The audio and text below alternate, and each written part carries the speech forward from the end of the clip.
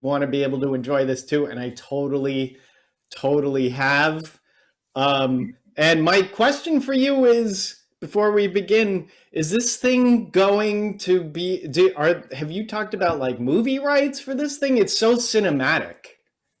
I feel like it is. There are not any rights open on it right now. Paramount had it for a while, Yeah. but when they fired their CEO, that was the same weekend as the contract, so everything Oh God. evaporated. Well, Oh it my God. happens. It happens. Yes. I feel confident that one day it'll work its way out, but not right now. Yes. I totally understand. I've been there myself. I'm sure Eric, who is also a writer, knows exactly what you're talking about. The problem is stuff takes so long to develop, and the turnover for Hollywood executives winds up being shorter than the development process. But every time, like every week, I've been reading this. I'm just like, I Since can't believe this March. thing hasn't been picked up by Netflix or by a movie studio or something yet. I really have been enjoying it so much. We'll recommend it, and I'll send you cupcakes no, really. I mean, whatever is going to be is going to be. But I'm thrilled to be right here. Great. Thank you. Awesome. This has been going on since March. Anyone who has some questions for Jennifer? Jennifer Nielsen is the author of this wonderful book that we've been reading since March.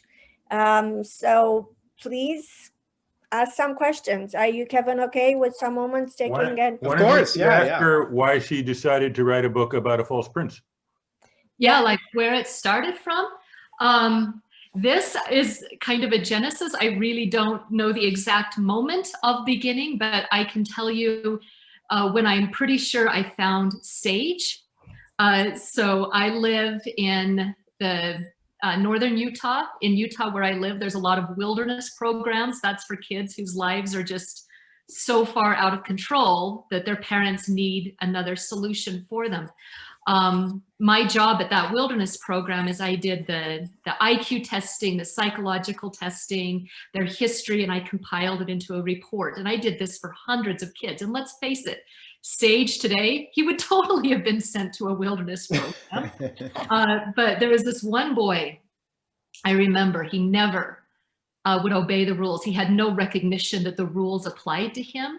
And so his parents knew if they put him on a plane to Salt Lake City, he's just going to disappear mid-flight and nobody would ever hear from him again. So something different needed to happen for this boy.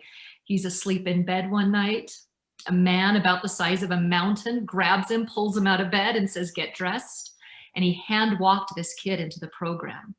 Now, when you start at Wilderness, you don't even start with your shoes. You have to earn those. And they thought, this kid is so defiant, he'll never even get his shoes. Well, to everyone's surprise, he's the first to earn his shoes, first to earn his backpack, first to earn his sleeping bag. This kid is first every way up the line. And everyone thought, okay, he just needed structure, he just needed discipline, because he's doing so well. And he was doing well to the point that he was first to be able to write a letter home to his parents. And the letter didn't take very long. It went like this: "Dear Mom and Dad," insert in a couple of your choice swear words, and that's it. And I thought, wow. Yeah, I was like, I like this kid, right? I mean, I don't want to raise him, but I definitely wanted to write about him. So he's a heavy influence on who Sage became. Wow. And you've communicated with him that this series is based on him? No, that wouldn't, I don't even think, be appropriate to do. There's that wall of separation, which is as it should be. Right. I have a feeling he is somewhere in the world, and for good or not good, he's making a difference. Yeah. Wow, that's so awesome. Yeah. But as this, Eric, and as a writer, everything is your wheelhouse, right? That everything is an inspiration, everything comes in, and so you just pull and draw from what you need for the project ahead, and that's who this kid was in this case. That's amazing. What other projects are you working on, or are you what's new? If anything, it doesn't have to be. I'm just. No, I've got like a pile of projects I'm working on. There's one that's super weird that is about this boy who is in hiding, but he has no memory. And but that's okay. He has a Sharpie, and every day he can write on his forearm. And if what he writes is true about himself, it stays on the surface of the skin. If it's not true, the ink soaks in, and he doesn't even know his own name. So every day he writes down a different name, and every day it soaks in. And he on the weekends, he volunteers at the old folks home, because if he plays games with the old folks, they feed him. And his favorite to play with them is Boggle, because you shake up the dice, it falls into a tray, and then you can read out whatever words you can find. Well, this kid shakes up the Boggle set, and when the dice fall, he reads out, "They know you are here, go." So it's a story about a kid with no memory, but he's got a magic Sharpie and a Boggle set that sometimes communicates with him. Wow. That's Wow. next for me. Yeah, So cool. it's so Wow. And this is the first book of a new series, or is this a one-off, or? No, it'll be a new series, and I'm working on a website, so there'll be screenshots in the book, and then if the kids type in the URL, they can go and continue to explore the science behind it or the conspiracy, and it'll be this worldwide conspiracy so I'm building the conspiracy in the website right now. Oh, that's cool.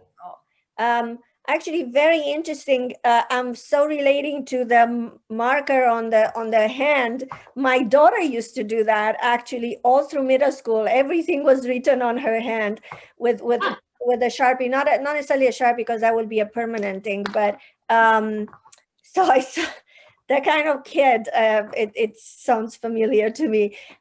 What about female characters? It seems like you are attracted to sort of more like the a certain age group, or maybe not, and males either more than females, or I mean, you do have female characters, but the lead. Yeah, in my historical novel, those are almost exclusively female characters. Okay. I have like Resistance right here. This is the true story of the Jewish teenagers who fought back against the Nazis in Krakow, which is 2 female leads. Night Divided is a Berlin Wall escape story with a female lead. I don't necessarily have a preference for a male character or a female character. It's the character who's right for that particular story. But certainly this Black Ink and False Prince are definitely male leads. I apologize. I guess I should have done some of my research. Oh, no, there's no apology necessary. Already before asking the particular question. But so anyone, Jennifer Nielsen is with us. She's the author of The False Prince, which is a wonderful, wonderful book that we've been reading since March. Please feel free to ask some questions. And if not, I'll tell stories, because that's all. Okay. If you want to continue with the story, please do. Do we, while we're waiting for kids to think of questions in chat, I'll tell you exactly how lame I can be. So shortly after False Prince first came out, I didn't know anybody, I didn't know anything, but all of a sudden I get this tweet from R.L. Stine, who's the author of Goosebumps. And I was like, right? Like, and he just said, hey, Jennifer, I just wanted you to know how much I loved The False Prince. And I'm thinking, okay, I have to respond to him. There's just one problem. I don't know his name. I can't say thanks, RL, right? And I didn't want to say thanks, Mr. Stein, because he called me Jennifer. And my husband's like, oh, say your tweet gave me goosebumps. And I'm like, no, that's the worst. I'm never going to do that. So I just did a thanks with an exclamation mark, because the reality is I never was going to guess his name.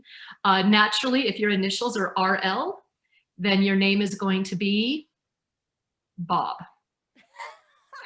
So Robert L. Stein goes by Bob. I never was going to get that correct.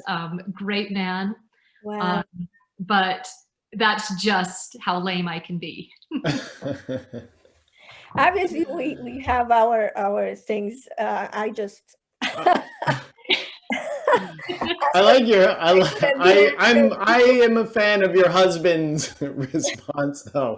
Oh, doing your tweet gave me goosebumps. Yeah. Is that what you would have done? Yeah, please, just high five your husband for me for that one. I will, because you know what? I have gotten on him so many times about that response, and he still defends it as, no, that was funny. So if I can get you to acknowledge that for him, that will be eternal vindication.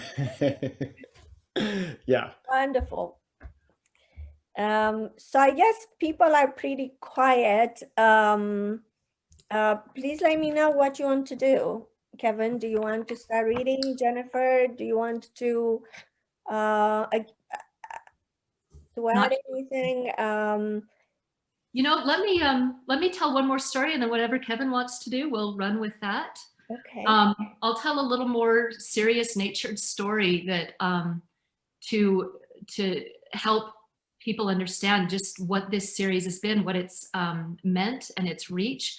I am a very strong believer that books have power, and not just power to entertain for a while, not just power to give information, but actually they will fundamentally change and impact who a person is and the way they view the world. Kevin, you mentioned that you picked this up largely because it had resonated not just with young people, but on a wider age. So the third book of the series is called The Shadow Throne.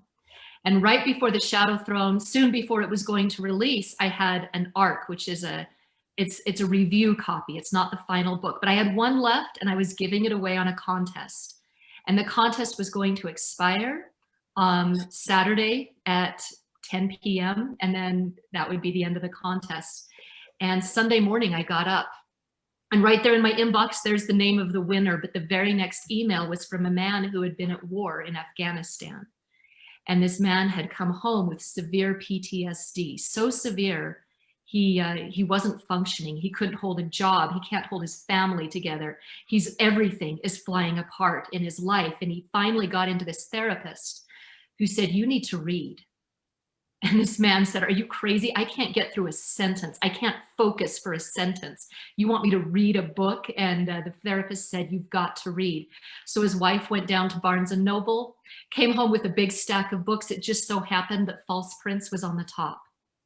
The man read it in a day. And then went back to the very next day to Barnes & Noble. They got the second book. He read it in a day. And then they went back to Barnes & Noble the next day to say, can we have the third? And they said, it's not out yet. And so he got on my website and said, there's a giveaway. And he got on 1 hour too late. The contest was over.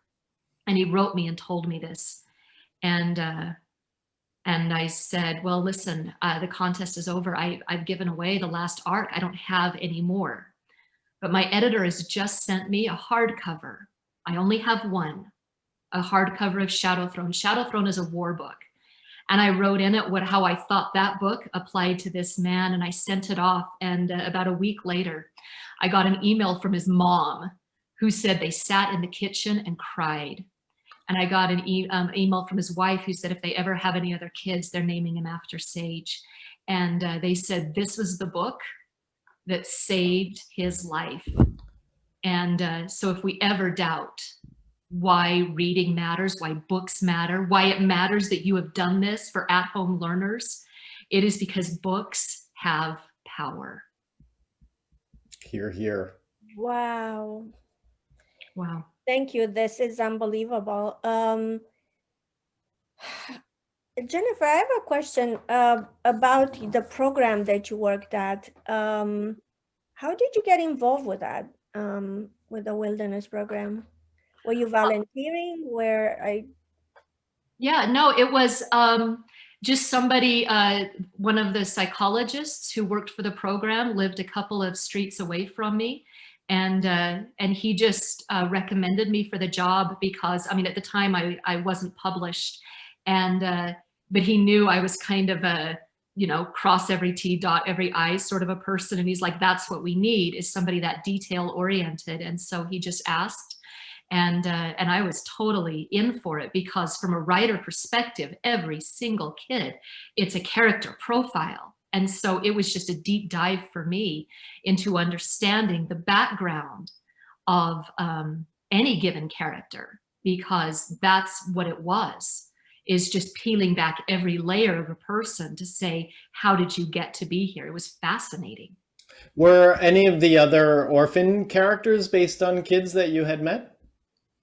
No, the other characters are there because, so the whole idea is that everyone at the beginning of the story, what you believe about them at the beginning and what you believe about them at the end, everything reverses for everyone. And so for Sage, it was based around, if Sage is in the middle, you have Roden, who represents his strength, and Tobias, who represents his intelligence, and even Latimer, who represents his insecurities.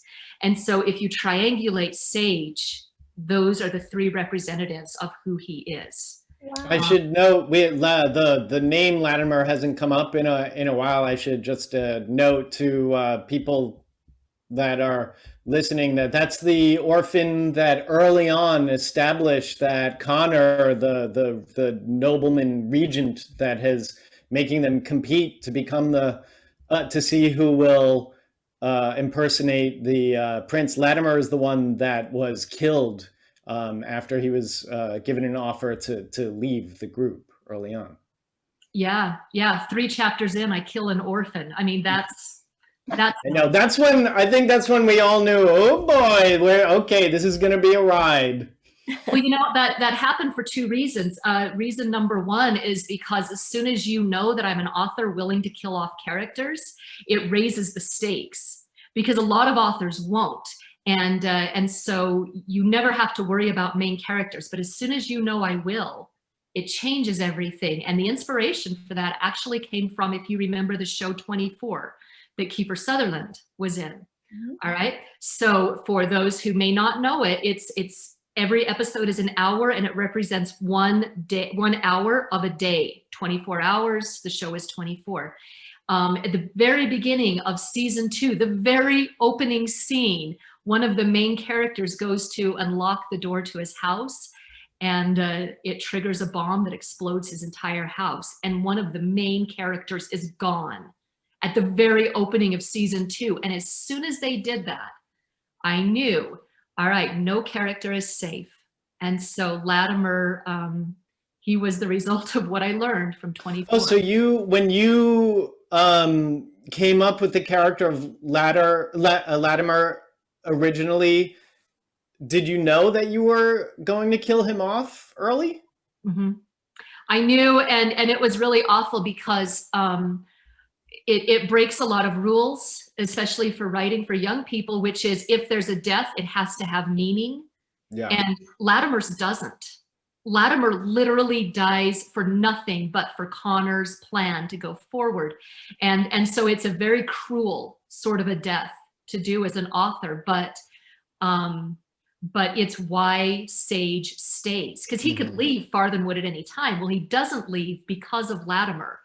And so in a way, Latimer does have his meaning, and you'll see Sage come back in the successive books to Latimer and what an impact that had on him. Mm. Mm-hmm. And makes Connor scarier, kind of more of a potent evil, just because he's capable of a lot of things. I see something behind you that really intrigues me. There are a lot of heads or pictures. Are those your characters or future characters? No, this is kind of a tribute poster to Resistance. So okay. That one is kind of sacred space to me. So if you look on my wall, like I'm doing a World War I novel right now, here's a timeline I've got going. That's going to change out for every novel I do for research. This one I put up. This is my reminder that when I write historicals, that it was real people who did what I write about, and that it's not, I don't have license to play with who they are or the time they lived or the courage they showed. And so this is my, this will always be up in my office. It's just a tribute to those young people and what they did. So I'm glad you asked about that. I love that poster.